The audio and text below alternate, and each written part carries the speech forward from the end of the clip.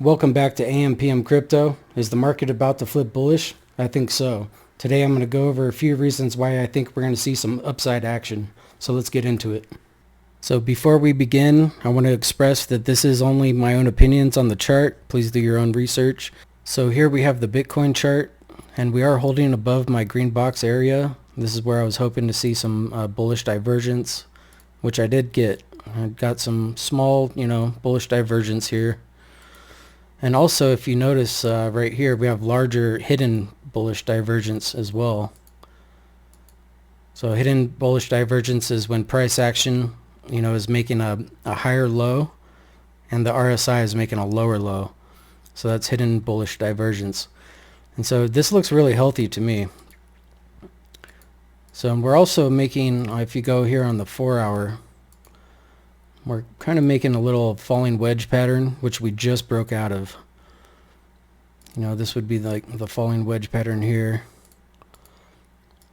And so we just broke above it. And on the daily, we got a daily close above it as well. So that's pretty good. And everything's in a bullish posturing. We do have, a green bean printed on the MACD histogram. We have a bullish cross on the MACD. And I think we just might, get out of this one. And if you look at the fear and greed index, we are printing all these higher lows. So that's very, constructive to me. We've just been, we were in extreme fear last week and yesterday, extreme fear. And then now we're just in the fearful zone. So we went from 21, 25 to 27. So that's looking pretty good. Like we might pull out of this. We might all get a, early Christmas present here if it starts pumping in the next, day or so. Now, if we zoom in to the hourly on the Bitcoin chart, usually when we break out of these things, we will, kind of test the line a little bit. We could go like this for a while before we break out. I would say that's pretty healthy. I would say anywhere down here is probably a good buy zone and within this 2% range. We did get a little bit of bearish divergence just on the hourly though, so it's just a very small local area. So that kind of implies that we are going to see a little test of this line down here. But again, I would be looking for entries right here. Yeah, I want to see support with these tops right here. So anywhere around this yellow line looks pretty good to me. Okay, so let's take a look at Ethereum. Now, a few days ago is when I made my last video. I think we're like around here. If you notice that we've been having all these little wicks, testing this curve line. So I think it's really respecting this curve line very well. So that's also a very good sign. Now, if you go in on the 4-hour, this is looking pretty bullish to me.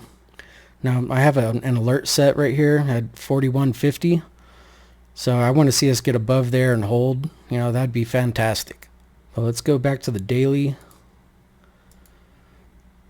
Now, I do want to see us get past this line as well.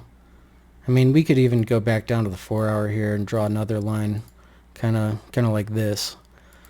And I would say it's already broken out of that, and pretty nicely actually. So it's broken out and it's made like a little hook pattern, like hook and go. And I talk about these patterns sometimes. And when it breaks out of the line, it'll retest the line, kind of like I was describing with Bitcoin. It'll hook and it'll go. So those are very bullish, good entries right here on the top of the line. You could manage this with, your stop loss, just a couple percentages below that. Maybe a 2% stop loss or larger, 3%. But that would be pretty easy to manage. But let's go back to the daily.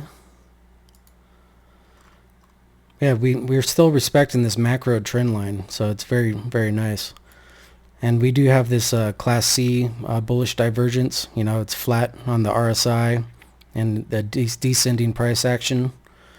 And we had pretty much the same thing over here. You can reverse this too. So it'll be flat here, but ascending on the RSI. So it can go either way. Flat here and descending here, or ascending here and flat here.